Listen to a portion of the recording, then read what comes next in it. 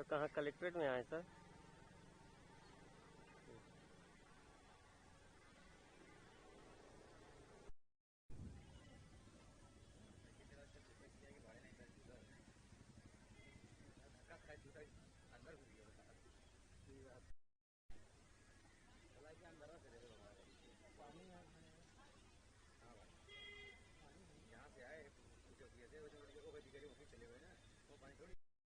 Sir प्रणाम।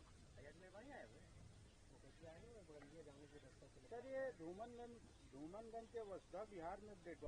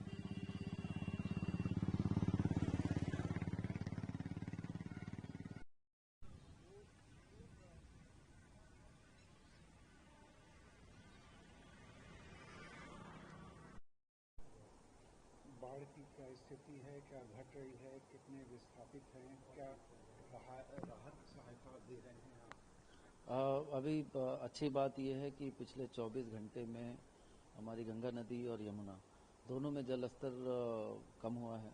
हालांकि यमुना में घटने की स्पीड थोड़ी ज़्यादा है, गंगा में थोड़ी कम है, लेकिन अभी संभावना यही है कि अगले कुछ दिनों ये घटने का ट्रेंड जारी रहेगा। हालांकि गंगा नदी में ऊपर कुछ पानी छोड़ा गया है, बट उसका बहुत ज़्यादा असर यहाँ पर दिखने की संभावना नहीं है, ऐसा सिंचाई विभाग द्वारा बताया गया है। सबसे बड़ा चैलेंज इस समय हमारे लिए यही है कि एक तो जो लोग विस्थापित हुए हैं वो लगभग हमारे 23 राहत शिविरों में रह रहे हैं, तो उनकी व्यवस्थाएं अच्छी रहें, उनको कोई समस्या ना हो, इसके लिए हम लोगों ने कई सीनियर ऑफिसर्स हर सेंटर पे लगाए हैं। एडीएम लेवल के भी ऑफिसर हैं, 8-8 घंटे की ड्यूटी पे सीनियर ऑफिसर लगाए गए हैं, पुलिस के अधिकारी भी लगाए गए हैं, महिला कांस्टेबल रहे हैं, स्वास्थ्य विभाग की टीमें हैं, नगर निगम की टीमें, जिससे कि कोई भी दिक्कत ना हो।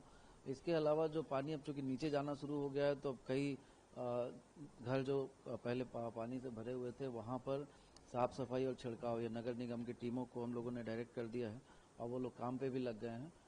तो साफ़ सफाई और छिड़काव होता है जिससे कोई संक्रमण ना फैले।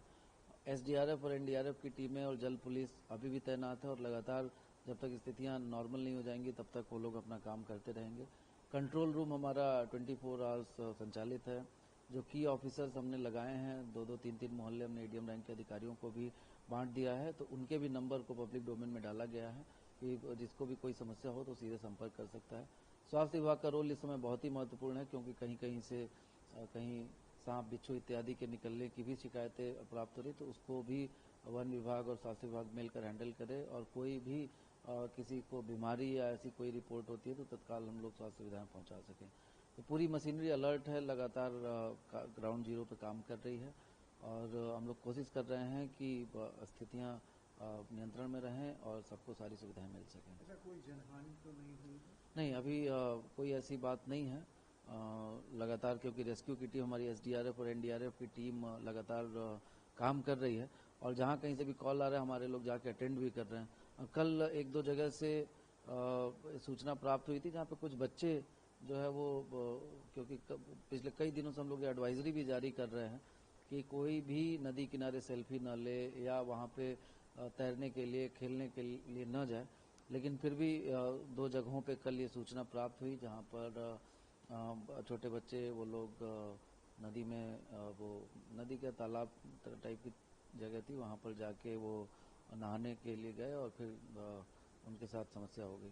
तो मैं आपके माध्यम से सबसे अपील करना चाहूँगा कि ये आपदा का समय है, तो आपदा में बहुत ही अलर्ट हमें रहना है और सबके सहयोग के लिए हमारी जो टीमें हैं, जो स्पेशलिस्ट हैं, एसडीआरएफ हो गया, एनडीआरएफ हो गया, जल पुलिस हो गई, उनके सहयोग के बिना पानी में न जाएं। अगर किसी को घर से निकलना भी हो तो हमारे कंट्रोल रूम पे फ़ोन करें, हम लोग तत्काल नाव, हमारे पास पर्याप्त संख्या में नाव हैं, चाहे वो शहरी क्षेत्र हो या ग्रामीण क्षेत्र हो, तो किसी को भी अनावश्यक रिस्क लेने की आवश्यकता नहीं है।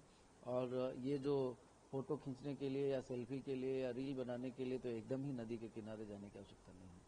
अच्छा, राहत शिविरों में खाने की क्वालिटी क्या है, समय से क्या खाना मिल रहा है सबको? एकदम मिल रहा है और खाने की क्वालिटी को चेक करने के लिए हम लोगों ने फूड इंस्पेक्टर्स हर सेंटर्स पे लगाए हैं। शुरुआत में 1-2 जगहों से कंप्लेंट आई थी कि थोड़ा लेट से खाना पहुंचा, लेकिन उसको संज्ञान में लेते हुए हम लोगों ने एक्शन लिया, बहुत ही कड़ी कार्रवाई की और अब कहीं से भी कोई शिकायत समस्या नहीं है। टाइमली, क्योंकि हमारे पास फोटोग्राफ्स, एक जो संस्था काम नहीं कर रही थी उसके खिलाफ हम लोगों ने एक्शन लिया है और बाकी लोगों से सहयोग ले रहे हैं। हम लोग फोटोग्राफ्स व्हाट्सएप पे जब भी मॉर्निंग में ब्रेकफास्ट डिस्ट्रीब्यूट होता है या फिर लंच का टाइम जब होता है तो टाइमली डिस्ट्रीब्यूट हम लोग मॉनिटरिंग करते रहते हैं। तो अब स्थितियाँ एकदम सही हैं और अच्छी क्वालिटी का खाना हर जगह पे मिल रहा है।